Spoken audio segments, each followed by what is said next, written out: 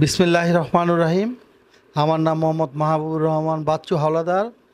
আমি নির্বাচনী প্রতীক হিসাবে মোটরসাইকেল পেয়েছি। মোটরসাইকেলই চেয়েছিলেন কিনা? জি, আমি মোটরসাইকেল মার্কে চেয়েছিলাম। একটা প্রশ্ন ভাইয়া, আপনি তো একটা রাজনৈতিক বন্ধুতে আছেন। সেই রাজনৈতিক বন্ধু থেকে বলা হচ্ছে যে কাউকে যেন নির্বাচনে অংশগ্রহণ করানো হয়। কিন্তু আপনি কেন আসলে নির্বাচন করছেন? দেখেন, এটা একটা স্থানীয় সরকার নির্বাচন। এটা তো মানে আমাদের দলীয় প্রতীক না, যে দলীয় প্রতীক ধানের শীষে নির্বাচন হচ্ছে। আমি ধানের শীষের নির্বাচন জাতীয় নির্বাচন না, এটা এটা আসলে আওয়ামী লীগেরও প্রতীক নেই। বিএনপি নির্বাচনে যাচ্ছে না। দেখেন, প্রথম দিকে আমাদের স্থায়ী কমিটির একটা মিটিং হয়েছিল। আমি দেখেছি পত্রিকায়, সত্য মিথ্যা জানি না, দৈনিক দিনকালে দেখেছিলাম। তারপর ওখানে লিখেছিল যে স্থায়ী কমিটির মিটিংয়ে একটা সিদ্ধান্ত হয়েছে যে ওখানে কোনো ব্যক্তি যদি এলাকায় জনপ্রিয়, প্রভাবশালী হয়, সে যদি নির্বাচন করে, তাতে দলের কোনো কিছু বলার নেই। তবে ব্যক্তি দলীয়ভাবে কাউকে সমর্থন দিব না। আমি বিগত দিনে 2টা উপজেলা নির্বাচন করেছি। আমি এই উপজেলায় একজন জনপ্রিয় ব্যক্তি।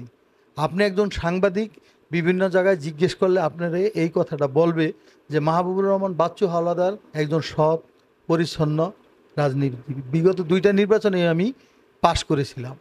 কিন্তু আমার দুর্ভাগ্য, জনগণ ভোট দেওয়ার পরও আমি জনগণের সেবা করতে পারিনি। তো এবার আল্লাহর রহমত, আমার বিশ্বাস যে এই নির্বাচনটা দলীয় প্রতীক ছাড়া, কাজেই এবার জনগণ ভোট দিতে পারবে, এটা আমি বিশ্বাস রাখছি।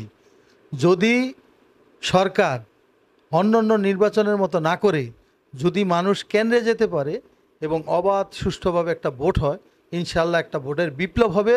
এবং আমার দলের লোকেরা দীর্ঘ প্রায় 16-17 বছর যাবৎ ভোট দিতে পারছে না। তাদের চাহিদার পরিপ্রেক্ষিতে আমাকে ক্যান্ডিডেট থাকতে হচ্ছে।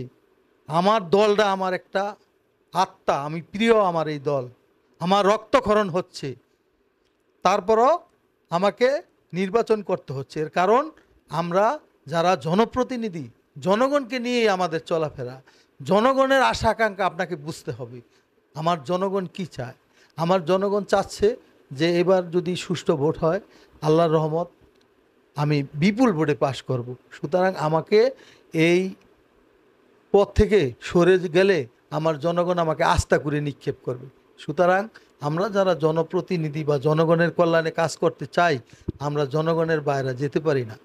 আর যেহেতু এটা, আমি আপনাকে আবারও বলি, যেহেতু এটা একটা স্থানীয় সরকার নির্বাচন, আওয়ামী লীগের নৌকামার্কা নাই এবং আমাদের দল বিএনপি যাচ্ছে না, সেহেতু কোনো দলের এই মানে দলীয় প্রতীক নাই, একটা স্বতন্ত্র নির্বাচন, স্বতন্ত্র মার্কা।